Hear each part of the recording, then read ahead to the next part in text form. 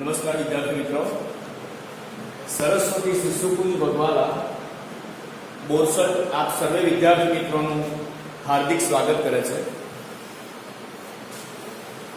Standard 10 English medium, subject Sanskrit, video number 37. મિત્રો, આપણે બધા અત્યારે એક પરીક્ષાના માહોલમાં છીએ. પરીક્ષાના એન્ડ તરફ આપણે જઈ રહ્યા છીએ. પેપર સ્ટાઇલ સંસ્કૃતની મેં તમને સમજાવી ચૂક્યો છું. સેક્શન ડી વ્યાકરણ વિભાગ છે આપણો. તો સેક્શન એ, બી અને સી એ ત્રણેય આપણે રિવિઝન વિડીયોમાં આપણે જોઈ લીધું કે કેવી રીતે પૂછાશે. હવે આપણે લાસ્ટ સેક્શન ડી જે વ્યાકરણ વિભાગ આપણે લીધો છે એની થોડું રિવિઝન આપણે ઝડપથી જોઈ લઈએ. બહુ ઝડપથી એટલા માટે કહું છું કે આપણે ભૂતકાળમાં આ વિશે બહુ જ એ કરી ચૂક્યા છે રિવિઝન. આપણે અત્યારે ખાલી થોડી ટિપ્સ આપી અને આગળ નીકળતા રહીએ બેટા. તો સેક્શન ડી માં તમને પહેલું સિમિલર વર્ડ પૂછાશે. એ કેટલા માર્ક્સનું છે? 2 માર્ક્સનું સિમિલર વર્ડ પૂછાશે. તમે પેપર સ્ટાઇલમાં જોઈ શકશો, બરાબર છે. પછી છે ઓપોઝિટ વર્ડ, 2 માર્ક્સ છે. આને આવે છે સિમિલર વર્ડ અને ઓપોઝિટ વર્ડ. પછી આવે છે તમારા પ્રેઝન્ટ ટેન્સની વાત. તો તમને પ્રશ્ન એ થાય કે સાહેબ આ સિમિલર વર્ડ અને ઓપોઝિટ વર્ડ અમારે શેમાંથી તૈયાર કરવાના? તો મિત્રો, મેં તમને ભૂતકાળમાં કહ્યું તે પ્રમાણે કે આપણે સામાન્ય સંદર્ભ ગ્રંથ તરીકે ડાયજેસ્ટનો ઉપયોગ કરી શકીએ. તદુપરાંત આપણી જોડે ટેક્સ્ટ બુક તો છે જ. તો textbook better than best, એમાંથી આપણને સિમિલર વર્ડ અને ઓપોઝિટ વર્ડ મળશે, બરાબર છે. હવે આપણે જઈ રહ્યા છે પ્રેઝન્ટ ટેન્સમાં. તો પ્રેઝન્ટ ટેન્સમાં મિત્રો આપણને બોર્ડમાં કેવી રીતે પૂછાય છે? આ આખી પેપર સ્ટાઇલ બેટા બોર્ડ પ્રમાણેની છે. અહીં શિક્ષકે પોતાની રીતે પેપર સ્ટાઇલ બનાવેલી નથી.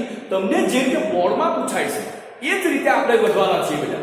તો પ્રેઝન્ટ ટેન્સ જો તમે જ્યારે શીખવા જાઓ બેટા, આ પ્રેઝન્ટ ટેન્સ તમે જ્યારે શીખવા જાઓ તો 4 માર્ક્સનું પ્રેઝન્ટ ટેન્સ અહીં તમને પૂછ્યું છે. બોર્ડમાં કંઈક ગુણભારમાં કંઈક અલગ જોવા મળશે, તો અહીં અમે અલગ લીધું છે બેટા, બરાબર. તો જો પ્રેઝન્ટ ટેન્સ જ્યારે શીખીએ તો સૌપ્રથમ તમને બોર્ડમાં આ રીતે પૂછે કે ઇન્સ્ટ્રક્શન સંસ્કૃતમાં જ આપી હશે, ધ્યાનમાં રાખજો. જનરલ એક ઇન્સ્ટ્રક્શન હશે કે ઇંગ્લિશમાં કે ભાઈ નીચે આપેલા ઇન્સ્ટ્રક્શનના આધારે તમે ઇન્સ્ટ્રક્શનને ફોલો કરો, એવી ઇન્સ્ટ્રક્શન હશે. તો નીચે બધી ઇન્સ્ટ્રક્શન કેવી હશે કે અધોલિખિતાનામ, શબ્દાનામ, સમાનાર્થકમ શબ્દમ, ચિહ્ન શોધીને લખો, ઓપોઝિટ શોધીને લખો. ઇટ મીન્સ કે સંસ્કૃતમાં ઇન્સ્ટ્રક્શન હશે, બરાબર. આટલું ક્લિયર કર્યા પછી અહીં ઇન્સ્ટ્રક્શન છે તમારી પ્રેઝન્ટ ટેન્સની કેવી જુઓ. અધોદત્તેભ્ય એટલે નીચે આપેલા, ક્રિયાપદેભ્ય એટલે વર્બ, નીચે આપેલા ક્રિયાપદમાં વર્તમાન કાલસ્ય ઉત્તમ પુરુષસ્ય એકવચન રૂપમ ચિત્વા લિખત એટલે શોધીને લખો. શું શોધીને લખો? તો કે ભાઈ વર્તમાન કાળ ઉત્તમ પુરુષ એકવચન તમારે આઈડેન્ટિફાઈ કરવાનું છે. ઇટ મીન્સ કે અહીં આગળ તમારી સામે 3 વર્બ આપ્યા હશે. આવી એક ઇન્સ્ટ્રક્શન હશે, ઇન્સ્ટ્રક્શનની નીચે 3 વર્બ આપ્યા હશે, બરાબર છે. તો આ 3 વર્બમાંથી તમારે આઈડેન્ટિફાઈ કરવાનું છે કે આની અંદર વર્તમાન કાળ ઉત્તમ પુરુષ એકવચનનું રૂપ કયું છે, બરાબર છે. તો તમારે આઈડેન્ટિફાઈ ચોક્કસ કરતા શીખી જવાનું કે અહીં માત્ર ને માત્ર પ્રેઝન્ટ ટેન્સ જ લખ્યો છે. હવે તમને ખબર છે કે પ્રેઝન્ટ ટેન્સ 2 પ્રકારના છે, એક પરસ્મય પદ અને એક આત્મનેય પદ, બરાબર છે. તો પરસ્મય પદના પ્રત્યયોમાં તમારે ઉત્તમ પુરુષ એકવચનનો પ્રત્યય તમારે શોધવો પડે. તો સૌપ્રથમ વર્તમાન કાળ, પરસ્મય પદ, ઉત્તમ પુરુષ એકવચનનો પ્રત્યય કયો છે તો જોઈએ અહીં આગળ. તો તમારી સામે પેલા પ્રત્યયો મોડે કરેલા હોવા એ મસ્ત છે, જરૂરી છે. જો એ મોડે નહીં કર્યા હોય તો આની અંદર ખબર પણ નહીં પડે અને આની અંદર તમે તમારું શું કહેવાય એ પણ નહીં કરી શકો તમે, બરાબર છે. તો મારો કહેવાનો ભાવ કે અહીંયા આગળ તમે જોઈ લો વર્તમાન કાળ પરસ્મય પદના બે પ્રત્યયો લખ્યા છે અહીંયા આગળ, અને વર્તમાન કાળ આત્મનેય પદના પણ પ્રત્યયો લખ્યા છે, બરાબર છે. તો હવે જો તમને શું માંગ્યું છે? વર્તમાન કાળ ઉત્તમ પુરુષ એકવચન, બરાબર ને. તો અહીં જો વર્તમાન કાળ પરસ્મય પદ ઉત્તમ પુરુષ એકવચન, જો આ એકવચન છે જોયું તમે. તો એકવચનનો પ્રત્યય કયો આવ્યો છે? મી. કયો આવ્યો છે? મી. તો તો આપણે એટલું જોવાનું બેટા કે આ ત્રણ શબ્દો આપ્યા છે, ત્રણ વર્બ આપ્યા છે, એમાં કોઈ પણ જગ્યાએ મી પ્રત્યય લાગેલો છે કોઈ વર્બને? તો જુઓ અહીં છે વર્ષામી, વર્ષાવહ અને વર્ષામહ. ઇટ મીન્સ કે અહીંયા આગળ તમને મી પકડાઈ જાય છે કોઈ પણ જગ્યાએ. અહીં જુઓ તો વહ પ્રત્યય લાગ્યો છે, અહીં જુઓ તો મહ પ્રત્યય લાગ્યો છે, અને અહીં જોઈએ તો આપણો મી પ્રત્યય લાગ્યો છે. ઇટ મીન્સ કે વર્તમાનકાળ ઉત્તમ પુરુષ એકવચનનું રૂપ કયું છે તમારું? વર્ષામી. બરાબર છે?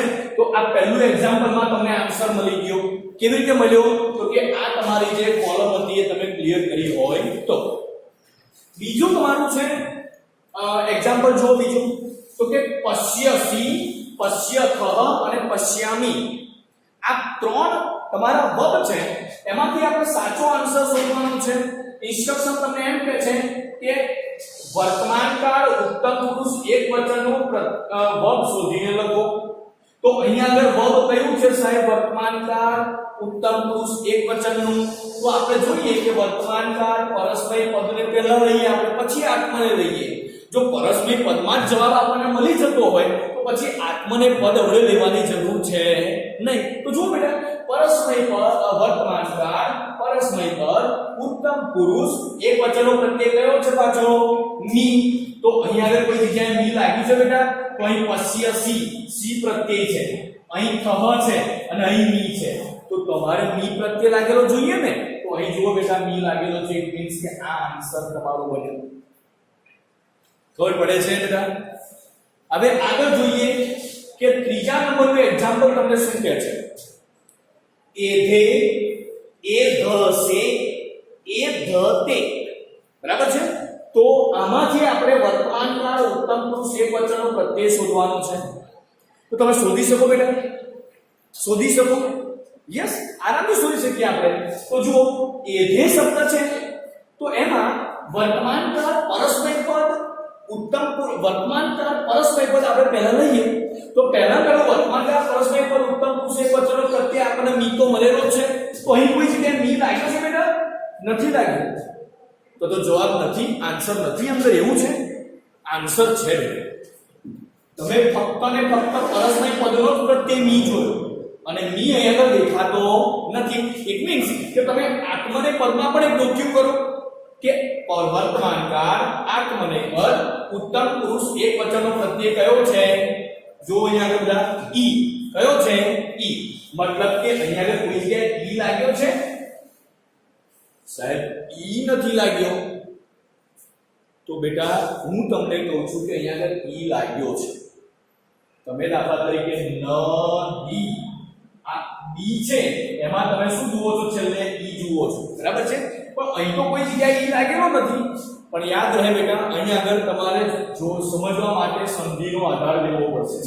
સંધિ તમને એમ કહે છે બેટા કે મૂળ રૂપની પાછળ જ્યારે ઈ લાગે ત્યારે ઈ નો એ થાય છે, એવી સંધિનો નિયમ છે. તો અહીંયા આગળ એ ધે, એમાં મૂળ શબ્દ છે એ ધ. કયો શબ્દ છે? એ ધ. અને એની પાછળ તમે ઈ લગાડો તો ઈ નો શું થઈ જાય છે? એ થઈ જાય છે. એ ધે. મગર તો બેસે છે બેટા. આનો અર્થ એ થયો કે અહીંયા આગળ તમારી જે ઈ છે એ ઈ અહીંયા આગળ લાગેલી જોવા મળે છે. તો સાહેબ તમે એમ કહી શકો કે સે, તે, તો અહીંયા આગળ બધે ઈ નથી લાગ્યો? લાગ્યો છે. અહીં ઈ લાગ્યો છે, અહીં ઈ લાગ્યો છે. પણ આ બધી જગ્યાએ મૂળ રૂપની ઈ લાગેલો છે નહીં. મૂળ રૂપ તો અહીંયા આગળ આવે છે એ ધે. એમાં મૂળ રૂપ થાય એ ધ. સમજો છો? સમજો છો બેટા? એ ધ. અને એ ધ ને ઈ લાગે તો એ ધે થાય. પણ અહીંયા આગળ એ ધ છે, એમાં મૂળ રૂપ શોધવા જાઓ તો એમાં બેટા મૂળ રૂપ એ ધ જ આવે. આમાં એ ધ તે એમાં શોધવા જાઓ તો મૂળ રૂપ આપણું એ ધ જ આવે. નિયમ એટલો છે કે મૂળ રૂપને જ પ્રત્યય લાગે. બરાબર છે? આ બધા મૂળ રૂપ છે. તો તમારો જવાબ આવે છે એ ધે.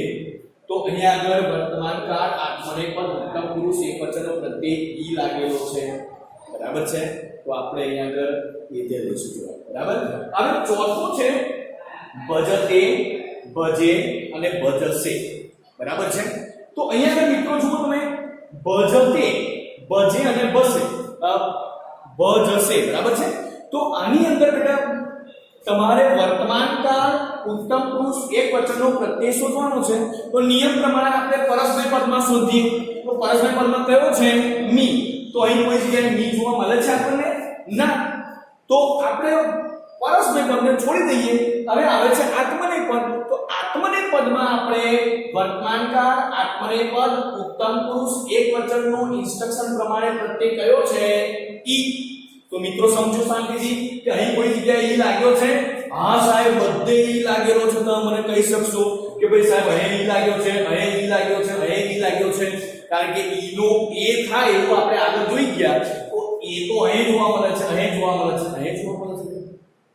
એટલે તમે મને કહેશો ચોક્કસ લાગ્યો છે, પણ યાદ રહે કે મૂળ રૂપ કયું છે આની અંદર? બજતે. એમાં મૂળ રૂપ કયું? બજ. કયું છે? બજ. બરાબર છે.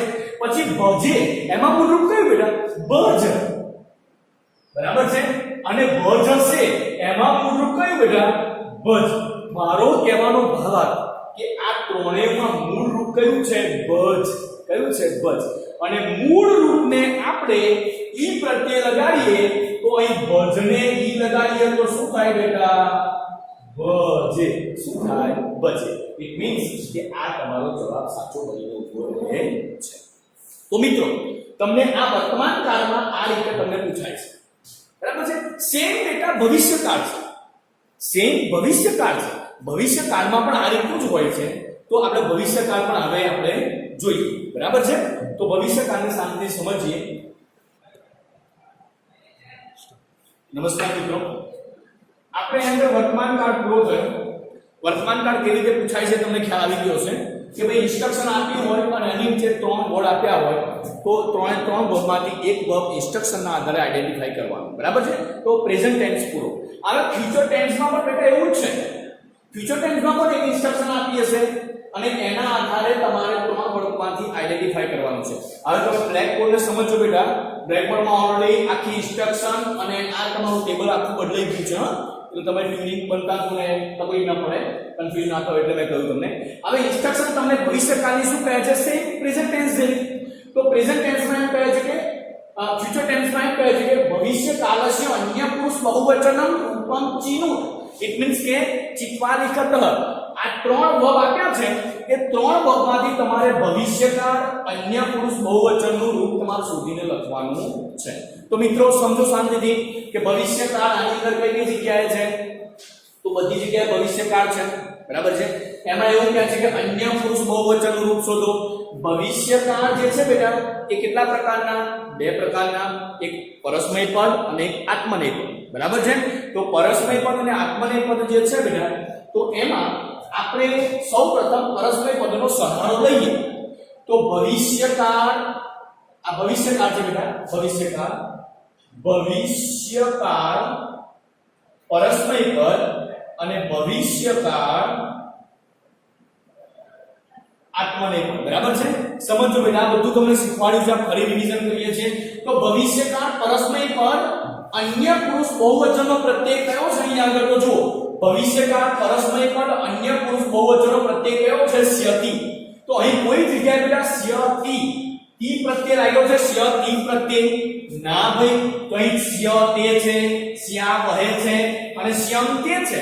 સ્યતિ તો કોઈ જગ્યાએ પ્રત્યય લાગેલો જોવા મળતો નથી. તો એનો અર્થ એવો થયો ભવિષ્યકાળ નથી આની અંદર. ભવિષ્યકાળ છે બેટા, પણ તમે પરસ્મય પદનો જોયો છે, હજુ આત્મનેય પદનો તમે જોયો છે નહીં. તો ભવિષ્યકાળ આત્મનેય પદ અન્ય પુરુષ એકવચનનો પ્રત્યય કયો છે? સ્યતે. કયો છે? સ્યતે. તો એ લાગ્યો છે સ્યતે બેટા. એનો અર્થ એ થયો કે આ આન્સર તમારો બને છે, બરાબર છે.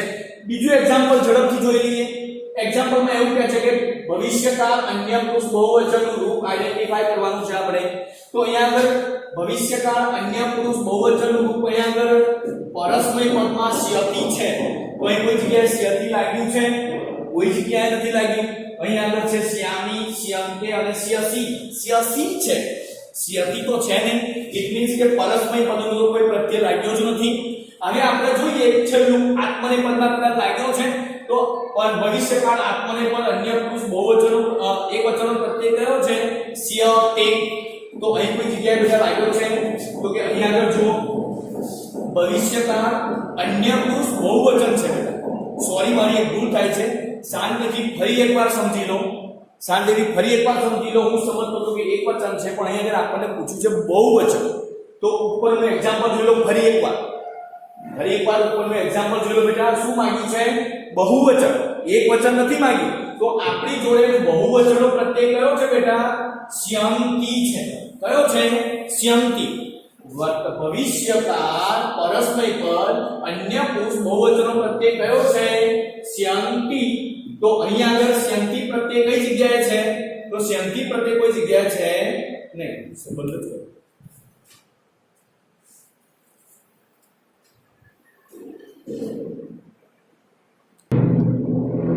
મિત્રો તો અહીંયા આગળ આપણે પરસ્મય પદમાં તો સ્યંતી છે તો સ્યંતી અહીં કોઈ જગ્યાએ છે નહીં પણ આપણે આત્મને પદનો તો સહારો લઈશું ને તો આત્મને પદમાં બેટા શું માંગે છે તો કે ભવિષ્યકાળ આત્મને પદ અન્ય પુરુષ બહુવચનનો પ્રત્યય કયો છે સ્યંતે તો આ જગ્યાએ કોઈ જગ્યાએ સ્યંતે લાગ્યું છે પ્રત્યય તો કે આ સ્યંતે પ્રત્યય લાગ્યો છે ઇટ મીન્સ કે તમારો આન્સર બને છે આ સોરી બેટા અત્યાર લગીને આપણે આગળ એક વચન સમજતા હતા એટલે આનો જવાબ આપણે સમજ્યા પણ હવે આને આપણે બહુવચન તરીકે આને મૂકી શકીશું બરાબર છે બીજું એક્ઝામ્પલ તમને કહે છે પુંજઈષ્યામિ પુંજઈષ્યંતે પુંજઈષ્યસી બરાબર છે તો એમાં આપણે જોઈ લઈએ કે પરસ્મય પદનો પ્રત્યય કયો છે તો કે સ્યંતી તો સ્યંતી લાગ્યો છે કોઈ જગ્યાએ નથી લાગ્યો ઇટ મીન્સ કે પરસ્મય પદ નથી આત્મને પદમાં છે તો ભવિષ્યકાળ આત્મને પદ અન્ય પુરુષ બહુવચનનો પ્રત્યય કયો છે સ્યંતે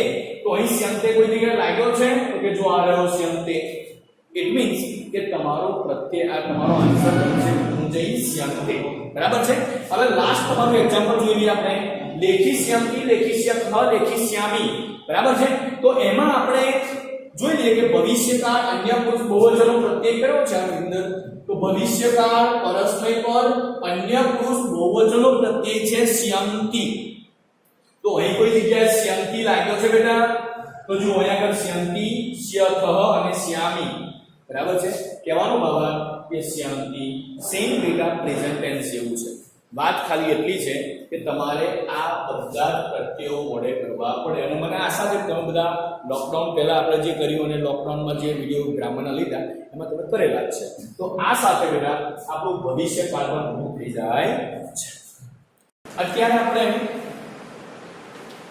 પ્રયોગ આપણે સમાનાર્થી એટલે કે similar word opposite word present tense and future tense આપણે શીખી ગયા બરાબર છે ડિવિઝનમાં હવે આપણે શીખવા જઈ રહ્યા છે પ્રયોગ એટલે તમને બધાને ખબર છે કે પ્રયોગ મેં તમને બહુ દેશી ભાષામાં સમજાવ્યું કે જ્યારે વાક્યમાં પ્રયોગ કેવી રીતે પૂછાય છે બોર્ડમાં પહેલા સમજી લઈએ તો પહેલું એવું એક ઇન્સ્ટ્રક્શન છે કે અધોદત્તાનામ વાક્યાનામ પ્રયોગમ કૃત્વા વાક્યમ પુનઃ લિખતઃ નીચે આપેલા શબ્દમાં પ્રયોગ કરી અને વાક્ય પુનઃ લિખતઃ ફરીથી લખવાનું છે આવી એક ઇન્સ્ટ્રક્શન હોય બેટા બરાબર છે હવે જુઓ શાંતિથી સમજો કે પ્રયોગ જ્યારે પૂછાય ત્યારે મેં તમને કહ્યું હતું કે વર્બનું આપણે વર્બને પકડવાનું સેન્ટેન્સમાં તો સેન્ટેન્સમાં વર્બ કઈ જગ્યાએ હોય સેન્ટેન્સના એન્ડમાં એવું મેં તમને કહ્યું બરાબર છે તો એ વર્બમાં જ્યાં વર્બ આપ્યું હોય ત્યાં આગળ આપણે એને સમજવાનો પ્રયત્ન કરવાનો હંમેશા મેં તમને કહ્યું હતું સેન્ટેન્સના એન્ડમાં જ વર્બ હોય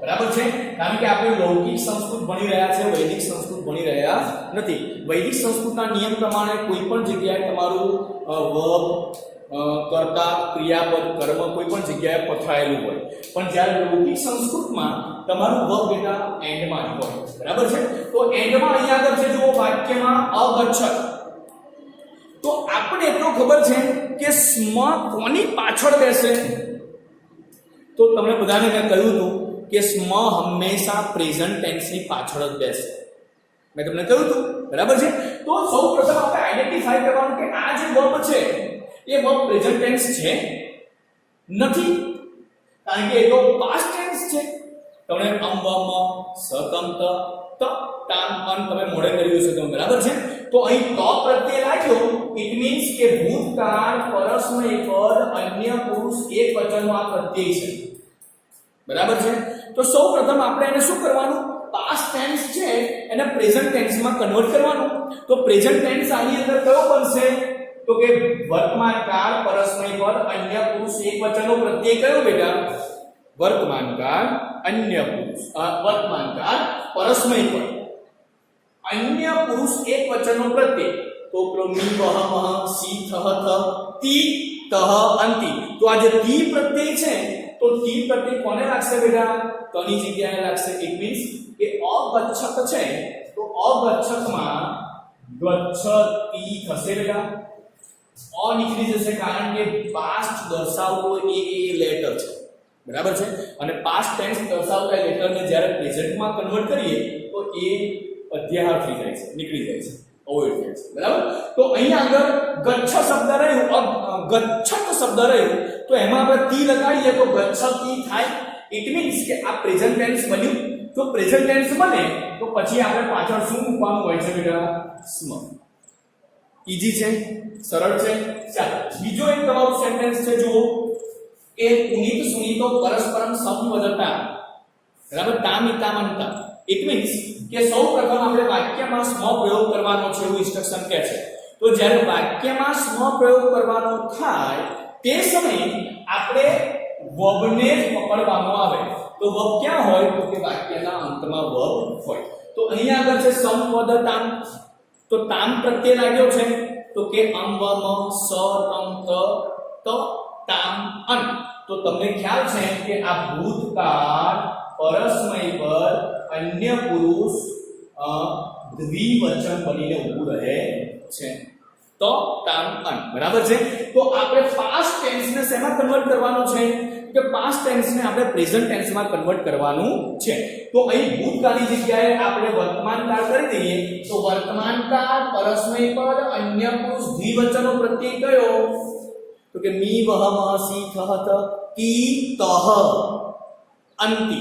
તો આપણો જવાબ કયો આવે છે, તહ. તો અહીં આગળ સંપદ તામ છે તો તામની જગ્યાએ આપણે શું મૂકવાનું આવે બેટા, સંબદતઃ. પ્રેઝન્ટ ટેન્સ થઈ ગયું બેટા, બરાબર. તો પ્રેઝન્ટ ટેન્સ થાય તો પાછળ શું આવે છે, સ્મ. તમને બધાને આગળ આપણે પ્રેઝન્ટ ટેન્સ જોઈ ગયા છે બેટા. પ્રેઝન્ટ ટેન્સની તમને કોલમ યાદ છે, બરાબર છે, એટલે હું ઝડપથી જઉં છું, બરાબર.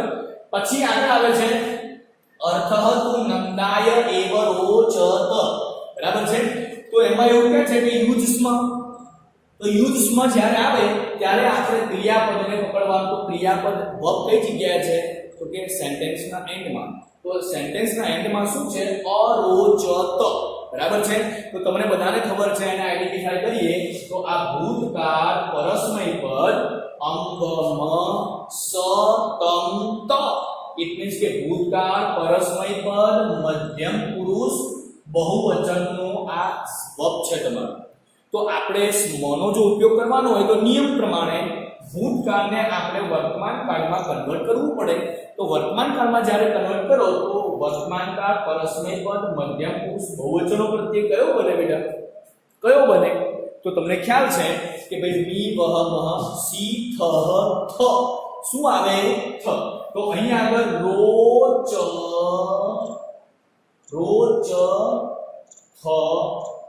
બરાબર છે, રોચ થ, બરાબર. તો અહીં રોચ થ બન્યું તો એ પ્રેઝન્ટ ટેન્સ થઈ ગયું બેટા. તો જ્યારે એ પ્રેઝન્ટ ટેન્સ થઈ જાય તો એની પાછળ શું મૂકવાનું છે આપણે, સ્મ. તો સ્મ પ્રયોગમાં જનરલ ઇન્સ્ટ્રક્શન આપી એટલી બને બેટા કે હંમેશા સેન્ટેન્સની પાછળ આવેલા વર્બને પકડવાનું, એને આઈડેન્ટિફાઈ કરવાનું. અને જો એ આઈડેન્ટિફાઈ કરતા તમને એટલો ખબર પડે કે ભાઈ પ્રેઝન્ટ ટેન્સમાં જ છે તો પાછળ ડાયરેક્ટ તમારે સ્મ મૂકી દેવાનું. પણ જો પ્રેઝન્ટ ટેન્સમાં ના હોય તો એને પ્રેઝન્ટ ટેન્સમાં કન્વર્ટ કરી અને એની પાછળ આપણે સ્મ મૂકી દેવાનું. તો અહીં આપણે આપણો સ્મ પ્રયોગ પૂરો કરીએ છીએ. મિત્રો આપણે સમજી ગયા present tense, future tense and સ્મ પ્રયોગ. આપણે પ્રેઝન્ટ ટેન્સ અને ફ્યુચર ટેન્સ જ આપણે આજે ઘડી લીધો છે અને આજ્ઞાત અને વિધેયના પ્રત્યયો લીધા નથી આપણે, બરાબર છે. હવે નાઉન રૂપ જ્યારે આવી રહ્યું છે ત્યારે નાઉન રૂપ તમને બોર્ડમાં કેવી રીતે પૂછાય બેટા, તો આ જે ઇન્સ્ટ્રક્શન છે અધોદત્તેભ્ય નામ રૂપેભ્ય દ્વિતીયા વિભક્તે એકવચનસ્ય રૂપમ. દ્વિતીયા વિભક્તિ એકવચનનું રૂપ આપણે આઈડેન્ટિફાઈ કરી અને કહેવાનું છે. તો મિત્રો આપણે સમજો શાંતિથી કે જ્યારે દ્વિતીય વિભક્તિ એકવચનનું રૂપ તમારું આવીને ઊભું રહે તો સૌ પ્રથમ હું તમને એટલું સ્પષ્ટતા કરી દઉં કે આજી ઘડી આપણે નાઉન રૂપમાં જનઃ અને ફલમ આ બે જ નાઉન રૂપની આપણી એક્ઝામ થવાની છે, બરાબર છે. તો આપણે જનઃ અને ફલમ બંનેનો સિમિલારિટી તમને ખબર છે કે પ્રથમા વિભક્તિ દ્વિતીય વિભક્તિ ફલમમાં પણ એક જ આવે છે અને બીજું બધું સેમ જનઃ જેવું બને છે, બરાબર. તો હવે પહેલું જે છે એમાં તમને એમ કહે છે કે ત્રણ નાઉન રૂપ આપ્યા છે, એમાંથી તમારે આઈડેન્ટિફાઈ કરવાનું છે કે દ્વિતીય વિભક્તિ એકવચનનું રૂપ કયું. તો અહીંયા આગળ તમારે જોવાનું કે મૂળ શબ્દ કયો છે, નીરા, નીરે અને નીરમ. એમાં મૂળ શબ્દ છે નીર, બરાબર છે. નીર અકારાંત પુલ્લિંગ. નીર એટલે પાણી થાય, વોટર થાય.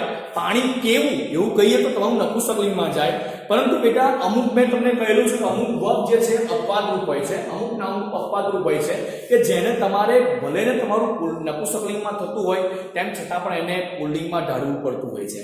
તો અહીં નીર એ અકારાંત પુલ્લિંગ છે, બરાબર છે. અને એને કદાચ તમે અકારાંત નપુંસકલિંગમાં પણ તમારે લેવું હોય તો પણ બંનેની આન્સર તો સિમિલારિટીમાં અહીં ઉભા રહે છે. સમજી લો કે નીર શબ્દ છે એને અકારાંત પુલ્લિંગ નપુંસકલિંગમાં લો તો ફલમ, ફલે, ફલાની, બરાબર છે. અકારાંત નપુંસકલિંગના રૂપો કોના જેવા છે બેટા? ફલ જેવા. તો ફલમાં ફલમ, ફલે, ફલાની, પછી આવે ફલમ, ફલે, ફલાની, અને પછી જે આખી વાત આવે છે બધી તમારી કોના જેવી આવે છે? જનઃ જેવી, બરાબર છે. તો અહીં આગળ પેલામાં આવે છે ફલમ, દ્વિતીય વિભક્તિ એકવચન ફલમ. તો અહીં નીરમ કોઈ જગ્યાએ છે તો જુઓ, નીરા, નીરે, નીરમ. અહીં છે નીરમ, ઇટ મીન્સ કે આન્સર તમારો સાચો, બરાબર છે. પછી આગળ વધો, ધીવરમ, ધીવરસ્ય, ધીવરૈહી. એમાંથી તમારે આઈડેન્ટિફાઈ કરવાનું છે દ્વિતીય વિભક્તિ એકવચનનું રૂપ, બરાબર છે. તો અહીં આઈડેન્ટિફાઈ કરો બેટા દ્વિતીય વિભક્તિ એકવચનનું રૂપ. તો ધીવરમ એમાં મૂળ શબ્દ કયો છે? ધીવર. તો અકારાંત પુલ્લિંગ થયું ફિશરમેન. ધીવરનો મિનિંગ થાય ફિશરમેન, બરાબર છે. તો ફિશરમેન ઇટ મીન્સ કે અકારાંત પુલ્લિંગ. તો જ્યારે અકારાંત પુલ્લિંગના નામ તો કોના જેવા થાય બેટા? તો મેં અહીંયા આગળ લખ્યું છે જુઓ, જનઃ જેવા. કોના જેવા થાય?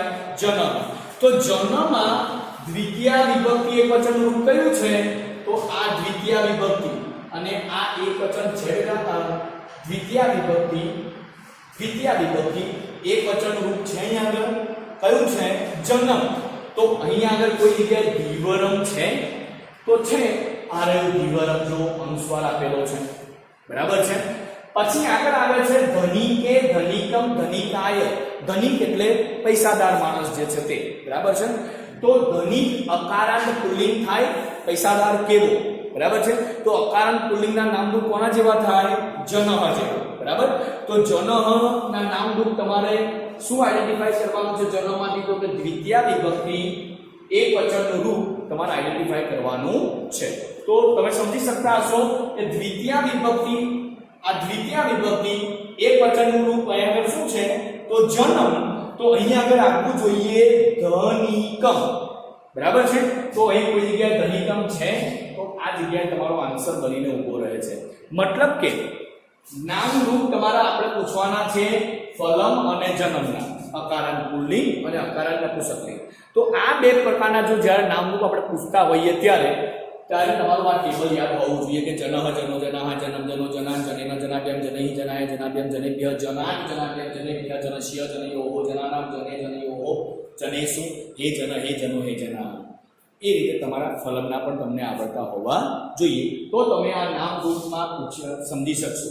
મારો એક આશય એટલો હતો કે તમને પૂછાય કેવી રીતે, તો મેં તમને આ બતાવ્યું. આપણે નોર્મલ ધોરણ પણ પેપરમાં આ રીતે પૂછેલું છે, તો આપણે એ રીતે પૂછી શકીશું. હા મિત્રો, હવે તમે આટલું તમે શીખી ગયા similar, opposite, present tense, future tense, સ્વપ્રયોગ એન્ડ નામરૂપ, બરાબર છે. હવે આપણો એક ટોપિક આવે છે કૃદંત. બેટા બહુ સારા કૃદંતો છે, તમને બધાને ખબર છે. કૃદંતો ટોટલ કેટલા છે? આપણા 5 કૃદંતો છે. એમાં સૌ પ્રથમ આવે સંબંધક કૃદંત. એના પ્રત્યયો તમને બધાને ખબર છે ને? ત્વા, ત્ય, ય અને મ્ય, બરાબર છે. પછી આવે છે હેત્વર્ત ભૃકુદન. તો હેત્વર્ત ભૃકુદનમાં તુમ, ઇતુમ, ધૂમ અને ધૂમ, બરાબર છે. પછી આવે છે તમારું કર્મણી કૃતકુદન તહ તા તમ, બરાબર છે. પછી આવે છે તમારું કર્તરી કૃતકુદન વાન વતી અને વન, અને લાસ્ટમાં તમારું વિદ્યત કૃતકુદન છે. તો વિદ્યત કૃતકુદનના પ્રત્યયો તમને ખ્યાલ છે કે તવ્ય, અનિય, ય, તવ્યા, અનિયા અને યા, તવ્યામ, અનિયામ અને યામ. ઇટ મીન્સ કે આ 5 પ્રકારના કૃદંતો, એના 5 પ્રકારના કૃદંતોના મેં તમને પ્રત્યયો મૌખિક રીતે કહ્યા, બરાબર છે. હવે અહીંયા આગળ તમે ઇન્સ્ટ્રક્શન શું પૂછી છે જુઓ, રેખાંકિતસ્ય પદસ્ય, બોર્ડમાં તમને આ રીતે પૂછાશે. કૃદંતસ્ય પ્રકારં લિખતઃ, રેખાંકિતસ્ય ઇટ મીન્સ કે આ નીચે રેખા દોરેલું, નીચે જે અંડરલાઈન કરેલું હોય એ વર્ડનું તમારે શું કરવાનું છે, તો કે એ વર્ડનું તમારે કૃદંત ઓળખાવવાનું છે. આ બોર્ડમાં આ રીતે પૂછેલું છે, પણ આપણે આપણી પેપર સ્ટાઇલમાં બેટા થોડો ફેરફાર એ કર્યો છે. કૃદંત કેવી રીતે પૂછાશે, તો એમાં ઇન્ડિવિડ્યુઅલી આપણે વર્ડ મૂકેલા છે, વર્ડ મૂકી દીધેલા છે, આખું સેન્ટેન્સ લખેલું નથી. આપણે એ વર્ડ જે છે એ વર્ડનું જ આપણે કૃદંત ઓળખાવવાનું છે. તો જુઓ બેટા, સૌપ્રથમ રમણીયમ શબ્દ છે, જુઓ અનિયમ શબ્દ છે, યમ કયો પ્રત્યય છે, યમ પ્રત્યય છે. તો જ્યારે યમ પ્રત્યય આવે તો કયું કૃદંત બને બેટા, કયું કૃદંત બને, વિદ્યત કૃદંત. તવ્ય, અનિય અને ય, બરાબર. તવ્યા, અનિયા અને યા, તવ્યામ, અનિયામ અને યામ, બરાબર છે. ઇટ મીન્સ કે તમારું આ થશે વિદ્યત કૃદંત, બરાબર છે. પછી બીજું છે તમારું કરણીય, યહ પ્રત્યય છે, બરાબર છે. તો યહ પ્રત્યય, તો અહીંયા આગળ તમે એને બેટા સંબંધક કૃદંતમાં પણ તમે લઈ જઈ શકો અને આને તમે વિદ્યતમાં પણ તમે લઈ જઈ શકો, બરાબર છે. યહ પ્રત્યય. પછી છે તમારો ત્રીજો છે કુપિતા, કુપિતા, બરાબર છે. તો તા પ્રત્યય છે એટલે તમારો કર્મણી કૃદંત પણ બની શકે. ત તા તમ, બરાબર છે. તહ તા તમ. મારો કહેવાનો ભાવ કે હર હંમેશને માટે જે શબ્દ આપ્યો હોય એની પાછળ જે પ્રત્યય લાગ્યા હોય બેટા એ પ્રત્યયને જ આપણે મહત્વ આપવાનું છે. કહેવાનો ભાવ કે એ પ્રત્યયના આધારે તમારું કૃદંત આઈડેન્ટિફાઈ થશે. બોર્ડમાં તો આ રીતે પૂછાશે, આપણે થોડું ચેન્જ કર્યો છે કે મેં સ્પેશિયલ વર્ડ જ મૂક્યા છે, આખું સેન્ટેન્સ લખ્યું નથી. એ વર્ડ મૂક્યા છે, વર્ડનું તમારે કૃદંતનો પ્રકાર લખવાનો છે, બરાબર. તો અહીં આપણે કૃદંત પૂરા કરીએ છીએ. મિત્રો, કૃદંત તો આપણા પૂરા થયા. હવે આપણે સંધિ ઉપર જવા જઈ રહ્યા છે. તો મિત્રો, સંધિ તો તમને બધાને ખબર છે કે એના રૂલ્સ બહુ બધા છે, વધારે પડતા છે, પણ તેમ છતાં તમને શોર્ટમાં એક હિન્ટ સ્વરૂપે જો તમને કહેવામાં આવે તો હું તમને કહી શકું બેટા કે આપણા ચેપ્ટર, આ જે તમારો ટેસ્ટ લેવાય છે એમાં કેટલા ચેપ્ટરો છે કે 1, 2, 3 and 4. તો આ ચારે ચાર ચેપ્ટરોની પાછળ એક્સરસાઇઝમાં અથવા તો અંદર જે તમારી ગ્લોસરી સ્વરૂપે જે સંધિ આપી છે એ સંધિ તમારે ટોટલી જોઈ લેવાની છે, બરાબર છે. તો એ સંધિ પાછળ આપણે જતા નથી, એટલું તમારે એનું વાંચન કરી લેજો. હવે આપણે કરવા જઈ રહ્યા છે બેટા સમાસ. તો સમાસ તો બહુ સરળ છે, બરાબર છે. તો મેં તમને સમાસ શીખવાડ્યા હતા, તમારી સામે આ બધા સમાસ છે, બરાબર છે. હું ઝડપથી એનું વિહંગાવલોકન કરી લઉં છું. જો ઇતરેતર દ્વંદ સમાસ કોને કહેવાય, તો કે બે શબ્દને જોડવા માટે જ્યારે ચ નો ઉપયોગ થાય, ઇટ મીન્સ કે એન્ડ નો ઉપયોગ થાય ત્યારે ઇતરેતર દ્વંદ સમાસ બને. સમાહાર દ્વંદ સમાસ ક્યારે બને, તો કે બે પ્રાણીઓના શાશ્વત વિરોધી પ્રાણીનું નામ હોય, જીવજંતુનું નામ હોય, અનાજનું નામ હોય, બરાબર છે. આ જે 5 પ્રકારના જે શબ્દો છે એ જ્યારે શબ્દો હોય તો ભલે વચ્ચે ચ આવતો તેમ છતાં પણ સમાહાર દ્વંદ સમાસ બને છે, બરાબર છે. પછી છે વિભક્તિ તત્પુરુષ સમાસ. તો જ્યારે બે શબ્દને જોડવા માટે વિભક્તિના પ્રત્યયની જરૂર પડે, એ ને વડે માટે માંથી નોનીનું નામ માં ઉપર અંદર, જો એ બે શબ્દને જોડવા માટે વિભક્તિના પ્રત્યયની જરૂર પડે ત્યારે વિભક્તિ તત્પુરુષ સમાસ બને છે, એવું આપણે શીખ્યા હતા. પછી આવે છે નગ્ન તત્પુરુષ સમાસ. તો નજ તત્પુરુષ સમાસ ક્યારે બને છે, તો તમને બધાને ખબર છે કે નજ તત્પુરુષ સમાસ આપણે કોઈ પણ શબ્દની આગળ અ લગાડવામાં આવે, કોઈ પણ શબ્દની આગળ અ લગાડવામાં આવે ત્યારે આપણો કયો સમાસ બને છે બેટા, ન જ તત્પુરુષ સમાસ બને છે, બરાબર છે। પછી ઉપપદ તત્પુરુષ સમાસ કોને કહેવાય? તો ઉપપદ તત્પુરુષ સમાસ એને કહેવાય કે જ્યારે કોઈ પણ શબ્દની પાછળ, ઇટ મીન્સ કે આગળ નામ હોય, પાછળ વર્બ હોય, ત્યારે ઉપપદ તત્પુરુષ સમાસ બને છે। પરંતુ મેં એની શોર્ટકટ કહી હતી કે જ્યારે એનું વિશ્લેષણ કરવામાં આવે ત્યારે તમને નાર પ્રત્યય દેખાય, જેમ કે જ્ઞાનદ, જ્ઞાનદ એટલે આપનાર, નાર પ્રત્યય જ્યારે દેખાય ત્યારે બેટા તમારો ઉપપદ તત્પુરુષ સમાસ બને છે, તમને ખબર છે। પછી આવે છે કર્મધારય સમાસ। કર્મધારય સમાસ બનાવવાની બે રીતો હતી, મેં તમને કહી હતી કે આગળ વિશેષણ હોય, એડજેક્ટિવ હોય, આગળ વિશેષણ હોય અને પાછળ વિશેષ્ય હોય ત્યારે કર્મધારય સમાસ બને છે, બરાબર। તો જેમ કે રક્તબિંબ, લાલ થાંભલો, તો મેં તમને પેલું ગાર્ડનનું ઉદાહરણ આપ્યું, તમને ખ્યાલ હશે બેટા। લાલ થાંભલો આગળ વિશેષણ છે, જે મને ગમે છે એ વિશેષણ, બાકી સમૂહ રહ્યો એ વિશેષ, બરાબર છે। ઇટ મીન્સ કે રક્તબિંબ એનો અર્થ એવો થયો કે આગળ વિશેષણ, પાછળ વિશેષ, એટલે કર્મધારય સમાસ બન્યો।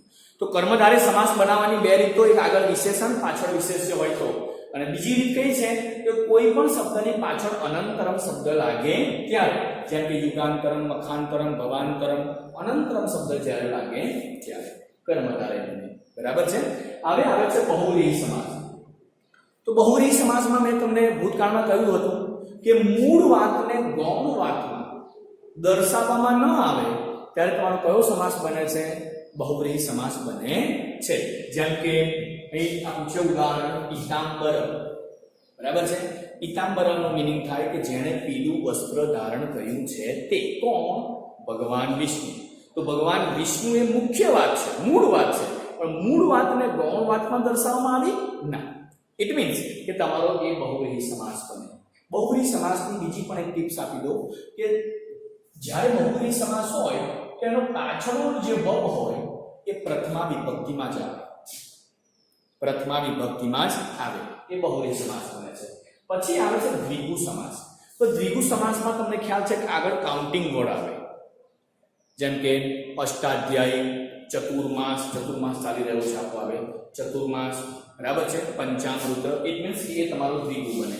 અને અવ્યય ભાવ સમાસ મેં તમને 32 પ્રકારના અવ્યયો તમને આપ્યો છું, મેં આપી ચૂક્યો છું। તો એ અવ્યય જ્યારે કોઈ પણ શબ્દની આગળ આવીને ઊભો રહે ત્યારે અવ્યય ભાવ સમાસ આવીને ઊભા રહે છે। તો આ આપણે સમાસ વારાફરતી બધા જ આપણે વિહંગાવલોકન કરી ચૂક્યા, બરાબર।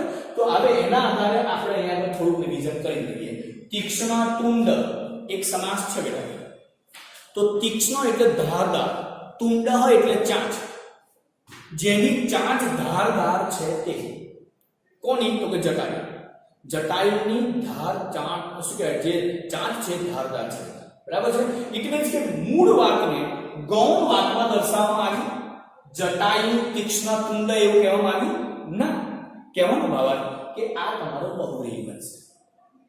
બીજી ટિપ્સ મેં તમને આપી હતી બહુવ્રીહી બનાવવાની કે પાછળ એક વચનમાં પ્રથમા વિભક્તિમાં આવે એવું મેં તમને કહ્યું હતું। તો તુંડ હોય પ્રથમા વિભક્તિ છે, બરાબર છે। એ પરથી પણ તમારો બહુવ્રીહી સમાસ બને।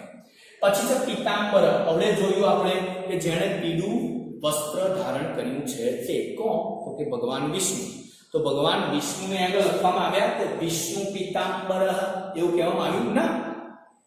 ઇટ મીન્સ કે એ તમારો બહુવ્રીહી સમાસ થયો। અને બીજું પણ જોઈ લો કે અંબર એટલે વસ્ત્ર, એ પ્રથમા વિભક્તિનો શબ્દ છે, બરાબર। પછી છે સાધુ સેવિત, બે શબ્દ છે, એક સાધુ અને એક સેવિત, બરાબર છે। તો સાધુ વડે સેવાયેલો, ઇટ મીન્સ કે સાધુ વડે આચરણમાં મુકાયેલો, ઇટ મીન્સ કે બે શબ્દને જોડવા માટે વિભક્તિનો પ્રત્યયની જરૂર પડે છે। કઈ વિભક્તિના પ્રત્યયની? તો કે એ ને વડે, વડે કઈ વિભક્તિનો પ્રત્યય છે બેટા? તૃતીયા વિભક્તિનો પ્રત્યય છે। તો અહીંયા આગળ તમારો તૃતીયા તત્પુરુષ સમાસ થશે। સમજો છો વાતને બેટા? તત્પુરુષ સમાસ તો ખરો, કારણ કે બે શબ્દને જોડવા માટે વિભક્તિના પ્રત્યયની જરૂર પડી એટલે તત્પુરુષ સમાસ તો બની જ ગયો, પરંતુ તૃતીયા તત્પુરુષ સમાસ બન્યો। કેમ? કારણ કે તૃતીયા વિભક્તિનો પ્રત્યય વડે લીધો માટે, બરાબર છે। યથાશક્તિ, તો આમાં બેટા યથાશક્તિમાં શક્તિ શબ્દ છે એની આગળ યથા શબ્દ લાગેલો છે. તો યથા એ શું છે? યથા એ શું છે બેટા?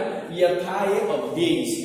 ઇટ મીન્સ કે કોઈ પણ શબ્દની આગળ પેલા 32 અવ્યય લખાયેલું તમને. તો 32 અવ્યય કોઈ પણ શબ્દની આગળ લાગે તો સમજી લેવું કે તમારો અવ્યય ભાવ સમાસ છે. પછી આવે છે રામ લક્ષ્મણ. તો આની અંદર બે શબ્દ છે બેટા, રામ અને લક્ષ્મણ. તો તમે બે શબ્દને જોડવા માટે શેનો ઉપયોગ કરશો? રામઃ ચ લક્ષ્મણઃ ચ. રામ અને લક્ષ્મણ. બરાબર છે? ઇટ મીન્સ કે આ તમારો ઇતરેતર દ્વંદ સમાસ બનીને ઊભો રહે છે.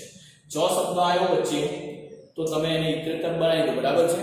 પણ પછી અહીંયા આગળ ચ શબ્દ સમાહારમાં પણ આવે, પણ તેમ છતાં એ ઇતરેતર નથી બનતો. એનું મેં તમને કહ્યું હતું કે શરીરના અંગોનું નામ હોય, સંગીતના સાધનનું નામ હોય, જીવજંતુનું નામ હોય, વિરોધી પ્રાણીનું નામ હોય, અથવા તો માત્ર પ્રાણીનું નામ હોય, તો તમારું સમાહાર દ્વંદ સમાસ બને છે. તો આ પરથી બેટા આપણે સમાસ પણ ઝડપથી આપણે જોઈ ચૂક્યા.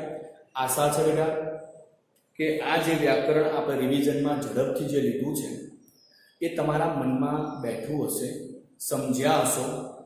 આ સમજેલા વ્યાકરણના આધારે બેટા સેક્શન ડી બહુ તંદુરસ્ત રીતે માનસિકતા સ્થિર બનાવી અને એક પણ માર્ક્સ ન કપાય એ રીતે તમે તમારું કામ કરશો તો ચોક્કસ છે કે સેક્શન ડી માંથી પૂરેપૂરા માર્ક્સ મળશે બેટા. આ જ અભ્યર્થના સાથે જય હિન્દ, જય ભારત.